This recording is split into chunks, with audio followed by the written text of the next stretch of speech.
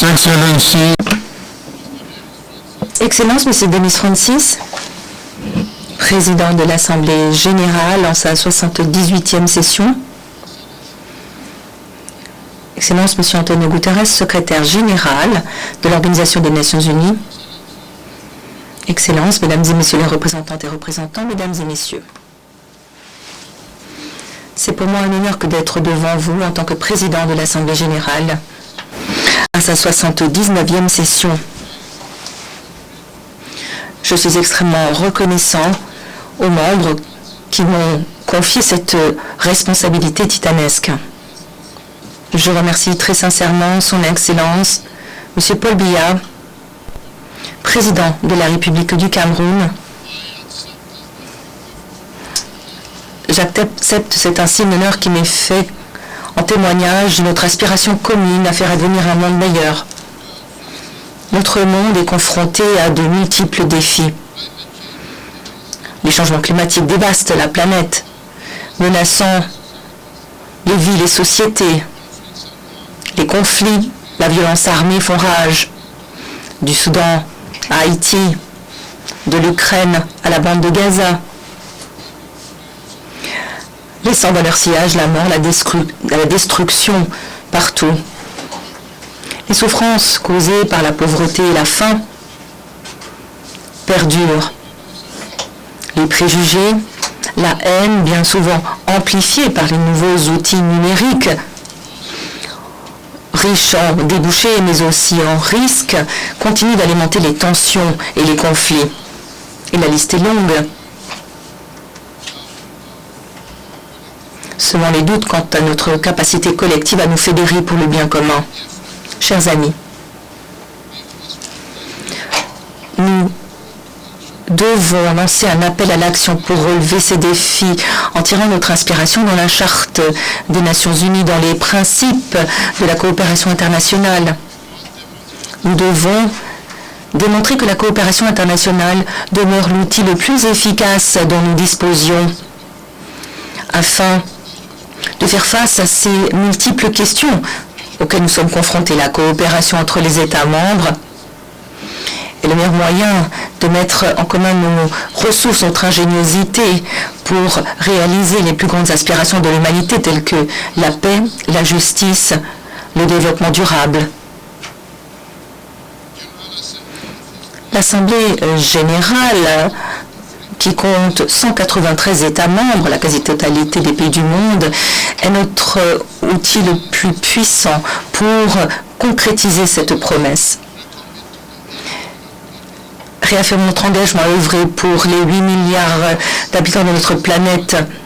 Réaffirmons que notre auguste Assemblée peut satisfaire leurs espoirs d'avenir meilleur.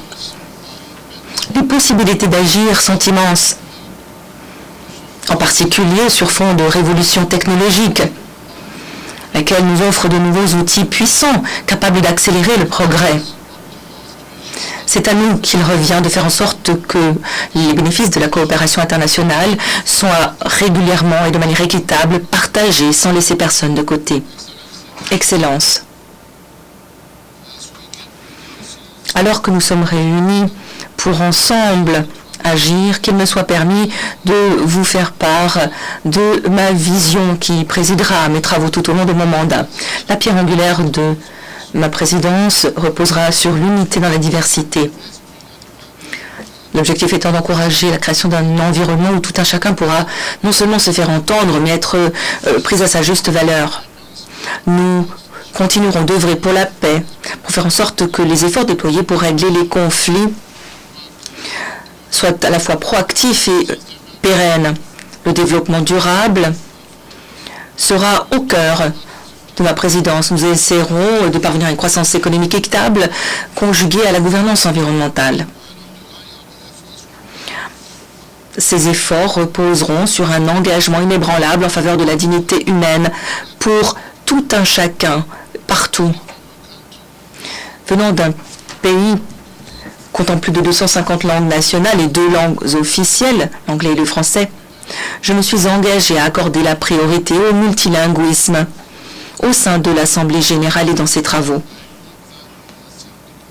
Je pense que l'Assemblée est le miroir de nos nations, de leurs richesses, et que la diversité linguistique fait partie de l'égalité, de la compréhension, du respect mutuel.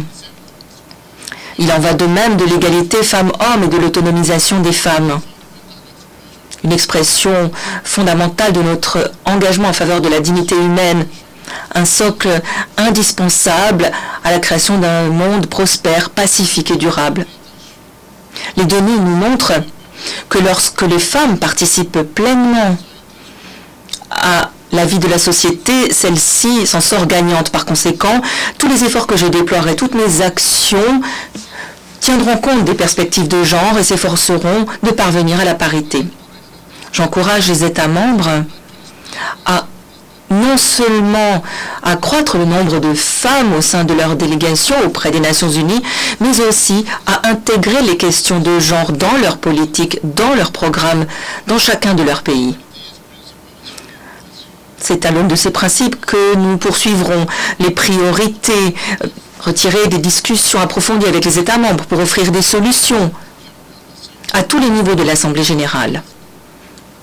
Premièrement, pour ce qui est de la croissance économique durable, il est impératif que nous étudions des stratégies susceptibles d'encourager la croissance de par le monde, de garantir la durabilité et l'équité.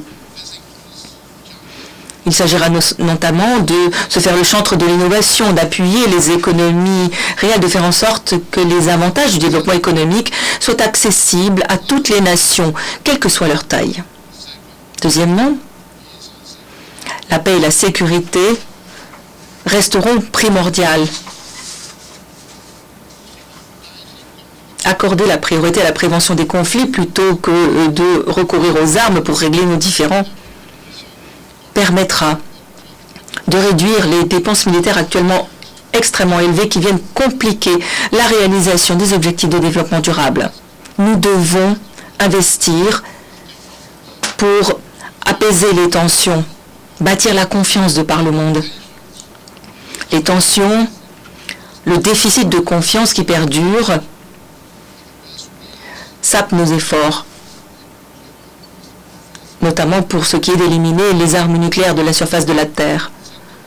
Nous devons créer des opérations de paix efficaces, élaborer des stratégies de règlement des conflits en insistant sur la nécessité d'adopter une approche concertée, unifiée, pour régler les conflits et prévenir de nouveaux conflits. C'est la raison pour laquelle j'exhorterai l'Assemblée à redoubler d'efforts pour accorder la priorité au règlement des conflits, notamment les conflits de plus longue date dans la bande de Gaza, en Haïti, en Ukraine. Nous devrons trouver des solutions durables à la situation dans la région des Grands Lacs aussi et ailleurs en Afrique. Troisièmement, les droits humains demeureront au cœur de notre programme. L'Assemblée générale continuera de prôner la protection et la promotion des droits humains, pour faire en sorte que la dignité de chaque individu soit respectée partout dans le monde. Nous nous efforcerons aussi d'améliorer encore la coordination au plan humanitaire, pour faire en sorte que notre riposte en temps de crise soit opportune et effective, tout en tant qu'efficace, et que l'aide parvienne aux populations qui en ont le plus besoin. Quatrièmement, le renforcement du droit international et des cadres de justice seront aussi au cœur de nos délibérations dans tous les domaines touchant aux travaux de l'Assemblée.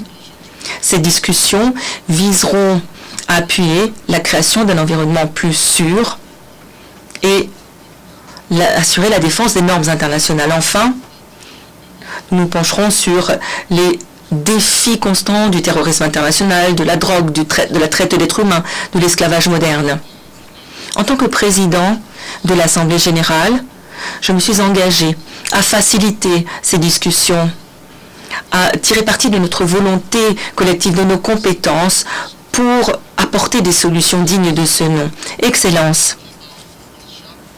nous devrons rester vifs, faire fond sur l'élan imprimé dans le cadre du sommet de l'avenir, insuffler un nouveau dynamisme à nos travaux pour réaliser le programme de développement durable à l'horizon 2030, pierre angulaire de notre mission.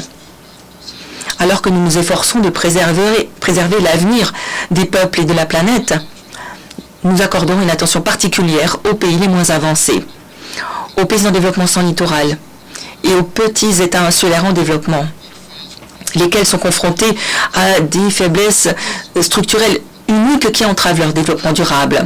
En outre, nos efforts se concentreront sur l'Afrique. Nous continuerons d'appuyer l'agenda 2063 sous l'égide de l'Union africaine, qui souhaite un continent transformé et prospère grâce au commerce et au développement. J'accorderai la priorité aux initiatives de nature à donner aux jeunes les moyens d'agir, notamment en Afrique, où d'ici 2035, davantage de jeunes pénétreront sur le marché du travail chaque année que n'importe où ailleurs dans le monde. Excellence, soyez assurés que je reste déterminé à m'acquitter du mandat confié à cette Assemblée avec détermination, en me concentrant sur les points suivants. La réforme du Conseil de sécurité, la revitalisation de l'Assemblée générale, le sommet social 2025, la 4e conférence internationale sur le financement du développement, la conférence des Nations Unies à l'appui de l'objectif 14 de développement durable, la 4e conférence de haut niveau sur les maladies transmissibles et l'application du pacte de l'avenir qui sera adopté sous peu. Les difficultés sont complexes, mais un engagement commun et un respect mutuel nous permettront d'en venir à bout. Je vous remercie.